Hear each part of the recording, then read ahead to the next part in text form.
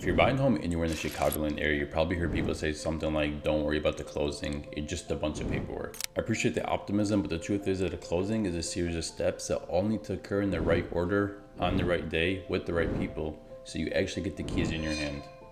When you understand that order, you stop guessing, you quit stressing, and the quicker it becomes to walk into your new home. Today I'm going to walk you through the closing process just like I will with a client of mine, so you know exactly what's coming, when it's coming, and how we keep the whole entire deal on track. I'm Gaz Shihebru with Shihebru Realty. We're Chicagoland real estate group focused on making the entire process for buyers and sellers as simple as possible. Now, without further ado, let's get right into it. Let's start with the moment your offer gets accepted by the seller, because that's when things start to get very serious. Around here, we immediately enter attorney review and inspection. In Illinois, that attorney review is typically the first 5 business days after your acceptance. And during that time, your attorney can fine-tune any terms, request clarifications, and they protect you if anything big pops up. We'll schedule your home inspection right away, usually within the first 48 to 72 hours, so we have time to react to whatever the inspector happens to find. This is where we're looking for system level concerns, like roof condition, foundation movement, electrical safety, HVAC agent condition, water intrusion, and sewer issues. Essentially, it's just big ticket items that could change the economics or the safety of the home. And when that's happening, earnest money is due. I want you to think of it just like a security deposit. Most contracts here call for an initial deposit within 1 to 3 business days of acceptance. That earnest money sits in an escrow account and shows the seller that you're serious. It eventually gets credited towards your down payment and your closing costs at the end. So it's not extra money, but we need to get that in on time. We'll be sending you instructions carefully because wire fraud is a real thing, unfortunately. If you ever get wiring details by email that look even slightly off, you call me and your attorney to verbally confirm before sending not even 1 penny. No exceptions. Next, your lender orders an appraisal after you lock in your loan application. The appraiser isn't doing a full inspection. The job is just to give the bank confidence that the property supports the loan amount to protect their own investment. We prep for that by sharing comparable sales and the highlights that made you choose a home in the first place. If the appraisal comes in at or below the purchase price, that's great. We keep moving. If it comes in below, then this is where we start to negotiate. Sometimes the seller agrees to reduce the price, sometimes we meet in the middle, and other times we just challenge the appraisal with stronger comps. You're never going to be left guessing. We talk through the numbers and decide together. In parallel to the appraisal, the title company is going to get to work. In Chicagoland, closings run throughout title companies that coordinate with your lender and both attorneys. The title company pulls a title commitment just to make sure the seller actually has a clean, marketable title to sell. They're checking for things like unpaid liens, past due association balances, unresolved mortgages, or old estate issues. Your lender is going to require a lender's title policy to protect their interests, and we always recommend you purchase the optional owner's title policy to protect yours. This is one of those insurance policies that you hope you never need, but if something weird from 20 years ago tries to bite you, you're going to be really glad that you got it.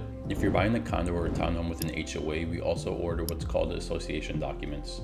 Around here, you're going to hear 22.1 disclosure for condos, which includes budget reserves, special assessments, and rules and regulations. For townhomes and single-family homes within an HOA, we pull similar docs and a paid assessment letter. We want to confirm the building's financial health, any planned projects, and whether there's a few restrictions that can affect your lifestyle, like pets, rentals, renovations, and parking. If there's a move-in fee or an elevator reservation in the mid-rise, we coordinate dates early so you're not left scrambling at the last minute. Many south suburban villages have their own transfer or compliance requirements. Some require a point of sale inspection, some require a village transfer stamp, and most want a final water reading and a zero balance letter before closing. We coordinate the entire process with your attorney and the title company so the seller clears their side and the village issues whatever stamp or certificate is needed. The exact rules vary by town.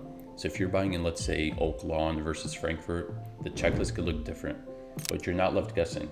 We're going to figure out exactly what your village needs and when they need it. Let's talk about financing milestones, because buyers hear underwriting and think it's a black box. Once your loan's in process, your lender's underwriter reviews your file, the appraisal, and all the conditions. They're going to ask you for updates. It's normal to need a fresh new pay stub, a letter of explanation for a deposit you made, or an updated bank statement. The key here is speed and precision. When you get a condition list, you send it right back, ideally the same day. I want you to avoid big purchases and new credit inquiries until we close. That means no new furniture on the credit card, no new car, and no co-signing for a family member. We need to keep the file as clean as possible. When you satisfy the conditions, your lender issues 3 magic words: clear to close.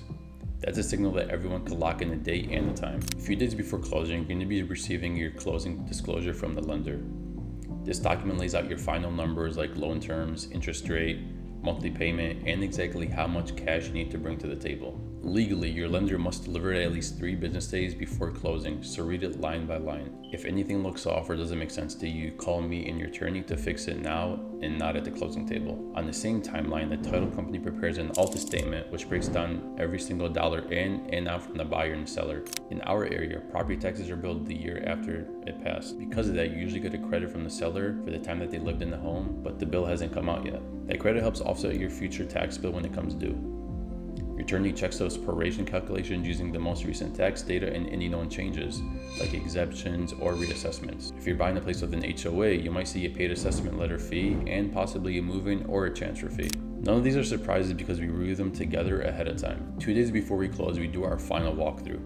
This isn't going to be a second inspection, but it's your chance to confirm the home is in the same condition as to when you made that offer. This means that any agreed repairs are completed and that any items included in the contract, like appliances and attached fixtures, are present and they're working. I always suggest you run the water at every single sink, flush your toilets, test the stove and dishwasher, check the furnace and the AC if weather allows, turn on all the lights, and open and close the garage.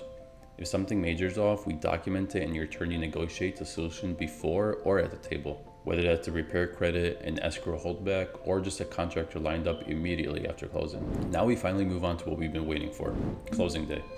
In Chicagoland, most closings are in person at the title company, though remote and mail-away options do exist depending on your lender and the notary requirements. Make sure you bring a government-issued photo ID, a second form ID just in case, and your final funds either by verified wire or a cashier's check if allowed. Again, never wire money without calling the title company at a trusted phone number to verify instructions live. When you arrive, you're going to be sitting with a closer, your attorney, and sometimes your lender representative. You'll sign your loan documents, which are the promissory note, the mortgage, and a stack of disclosures, and you'll sign the title transfer documents prepared by the seller side.